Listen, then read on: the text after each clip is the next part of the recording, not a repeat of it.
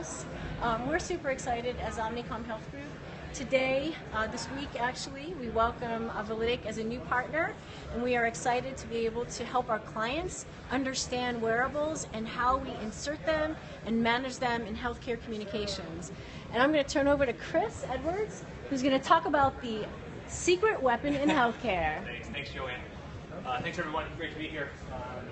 So let's play a game. Why not? It's the afternoon. Let's start with the game. So Frost & Sullivan, global research company, came out with a big declaration a few months ago. And they said there are 4 winners in healthcare. Okay? So here's the game. I want the audience to participate. Have you heard of these companies? IBM? Heard of IBM? Okay, 100-year-old company. Walgreens, also a 100-year company, they've been around for a while. And a company called Apple, and I've heard of them, they've been around for 40 years, you might be holding one of their devices. And a company called Validic. Validic, what's a Validic? Well, that's the company that I work for, and Validic has been around for about 5 years. And what Frost & Sullivan said is they said there are companies out there, just a few, that are really changing the game of healthcare. And so I want to talk to you a little bit about what Validic does, and then we'll have some time to answer some questions as well. So we're going to dive right in. Some of the things that we're seeing right now in healthcare, many of you might be experiencing this as well, you have this constant pressure of cost and quality and of doctor shortages, and this trying to figure out the consumerization. More and more consumers are trying to get a hold of technology in their healthcare, and we're kind of experiencing what I call the more phenomenon. When you think about it, we have more people on the planet than ever before. We have more people who have access to healthcare. You have more people who are interested in adopting technology for their health, and you have more actual providers who are willing to use technology to provide care to their patients. And so right now they're turning to technology to be thinking about how are we going to solve that. And what was interesting on that last slide about the 4 winners, did you see any hospitals on that slide? Did you see any pharma companies on that slide? These were organizations who are thinking about things differently. And when you think about how we're using digital health, we're thinking about ways of telemedicine, of working with ACOs, we're thinking about wellness incentives, we're thinking about how to use them in pharma and clinical trials, and developing apps and certainly remote patient monitoring. And the key that I want to make sure you guys are thinking about today as strategists in the audience, as creators, is thinking about this new secret weapon of patient-generated health data. Okay? And this is something that as consumers are using wearables and devices and apps, they are generating a amount of data. And the fact is, we live, about 99% of our lives are outside of the hospital. So there's certain data captured inside the hospital, but why wouldn't we start capturing more and more data outside of the hospital? And how can that data be able to be used and leveraged to help us make better decisions and better patient engagement strategies? And so this is something that I want you all in the audience to be thinking about as you're developing some of your strategies and some of your communication. Patient-generated data is this little secret. It's growing. We're not just talking about steps here. We're talking about some great ways to use data. I'm going to share some stories in just a minute. When you think about just a little bit about, for context, when you have these thousands and thousands of wearable devices and apps that exist today, pharma companies and healthcare organizations, providers, EMR vendors are thinking about how do I get access to this data? Okay, I need access to it. How do I access to it? Well, right now, what they do is they try to maybe use their technology resources, at a hospital, and trying to redeploy technology resources to actually build these API integrations and trying to do all that. That is chaotic. That is a mess. That is not their core competency, and that's why Validic exists. They get to this moment, which is the what the heck are we doing moment. And we hear this all the time. This is real. We have pharma companies and we have hospitals and providers, and they say, this is not the business that we're in. We're trying to provide better care. We're trying to provide better experiences. We're trying to provide better management of our population. We don't want to do the connection. We want to be able to plug in once to Validic. And that's what Validic is. They're a digital health platform, and some of the clients that we work with runs the range from EMR vendors to population health companies to consultant groups to pharma organizations, providers. We're in 47 countries with a reach of 223 million in our population. And what we do is recently we've been recognized by Forbes, had us in a few months ago talking about how Validic is one of the top 10 healthcare disrupting innovators. And Frost & Sullivan came out recently and just talked about giving us a leadership award, and there's been a lot of accolades, including Gartner as well. And so, but the key is we're focused on trying to leverage patient-generated health data to make it meaningful and certainly actionable. And I mentioned some of the clients that we use and some of the segments that we're in, and I won't go spend a lot of time on this because I really want to talk to you about some of the stories. So Sutter Health is a 30-hospital health system that's in San Francisco, Silicon Valley, and they are doing initiatives around remote patient monitoring.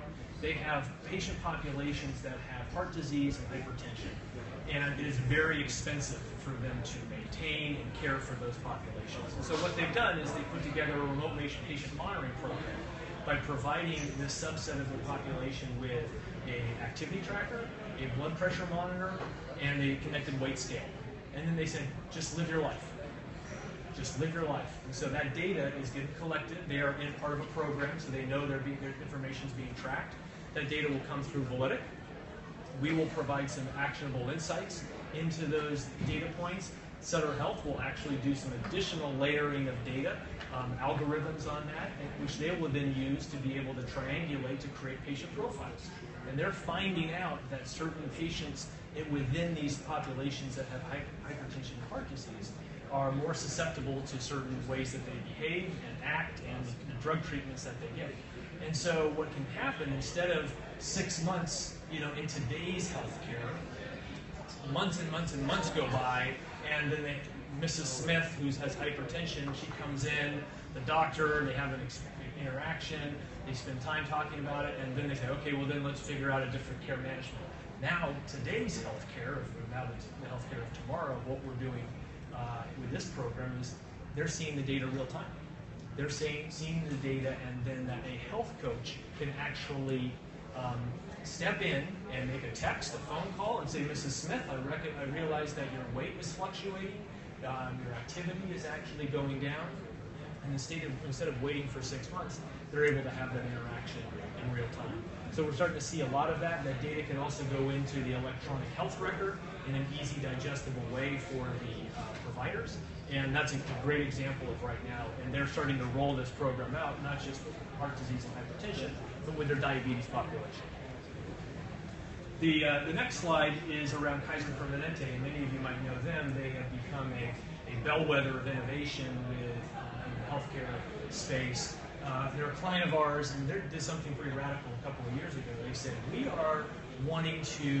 believe that we will see more patients virtually than face-to-face. Okay? And that's just the way it's going to be.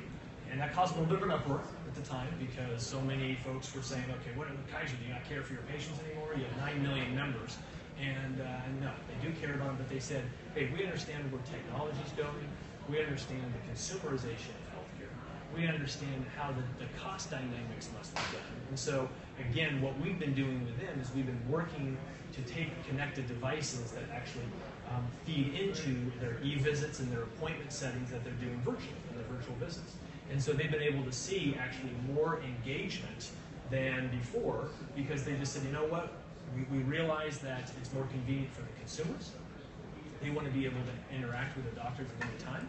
And through this program, we've been able to see a great surge of membership and retention and brand affinity to Kaiser.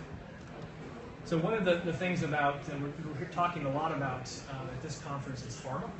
And pharma and CROs and clinical trials, and clearly most of us know that pharma has actually been behind in its progression and adoption of digital health. And so as a company that we work with several different CROs and pharma companies. One of the companies that we work with is a company called Proteus.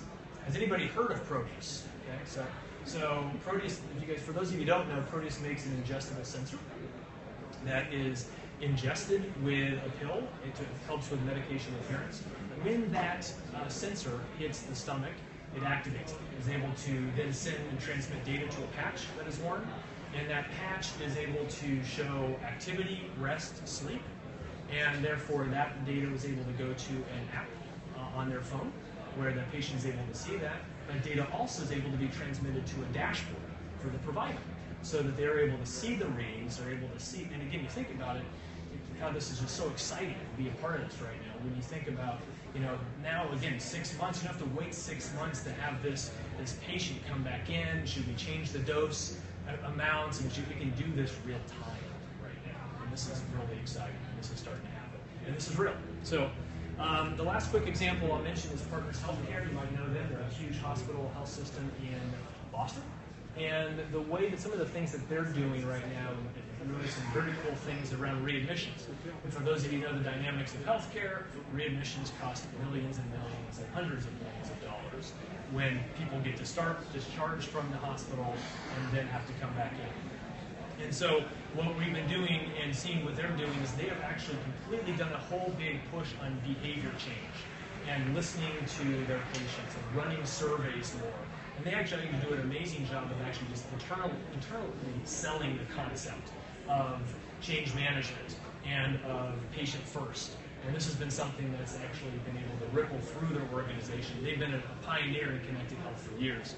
And they've been able to see through some of these connected health programs a reduction in readmissions of 50%, which is saving them a few tens of millions of dollars. So again, using connected health strategies. But wait, there is one more problem. And you're thinking, oh my gosh, healthcare. There's already enough problems. Do we have another one? Well, yes, one of them is when you think about digital health and innovation, one of the other problems is, 80% of the market has devices out there, spirometers, blood glucose meters, blood pressure monitors, blood pressure cuffs, that actually are not connected. Yes, 80% of the devices out there are not connected. They're not Bluetooth enabled, cellular enabled. And so what do we do with that? If patient-generated data is becoming this new secret weapon, how do we get the data from that? Well, today, my mom, who has a condition, has to write down information in her 3-ring binder. And then in 3 months or 6 months, she comes in the doctor, plops this binder on the desk. Hey, doc, how am I doing? Okay. That's not efficient for anyone. And so what we've just done, and actually we'll be able to show this to you who want to learn more about it, is we've just launched this new OCR mobile technology called VitalSnap, which allows the user, the patient, my mom, to use her phone, an app on her phone, and then hover it over this device, this dumb device, not smart, not connected device, and take a picture. Just like you take a picture of a check, just like you take a normal picture, you hover it over, and boom, you snap it, and then you're able to provide context for it. Okay? So if you're diabetic, you can actually be able to then say, I just took this, what's the context? Because context matters. Oh, you know what, this is before a meal, or this is after a meal. Okay? So when that data goes off to the doctor, they'll be able to take a look at that and have some ideas on context. And again, this data can go right into the EMR, it can go into a certain database to be able to look at by a clinician or a caregiver team. It can actually be something that ends up going to family members. Okay? My mom lives across country, and I want to know, is she taking her medication? What's the response of this? How's she doing? And how are her vitals looking? That data can be shared. So again, we can share this a little bit more right over there at our booth. And I think that the question again for the audience is, in thinking about patient-generated health data, I'm not talking about steps here, folks. This is not about steps. Okay? We were asked to speak at the Fitbit annual conference last week, and the CEO, and you might know Fitbit, I'm sure you've heard of Fitbit, their CEO's on stage saying, we went through an IPO for a reason, okay, last year, okay? They have a lot of research and development around the next things of clinical data, clinical devices, how they're using wearables and insights based on some of the products. So more and more companies are going to be fueling, like Google, Apple, IBM, fueling the use of patient-generated data. It's a very exciting time. So if you want to know more, I'm going to wrap up now. I can take some questions, or again, our booth is nearby, just like the slide says, nearby. It's very nearby. It's just right over there, or we can talk that way as well. So again, thank you very much for your time. I appreciate it.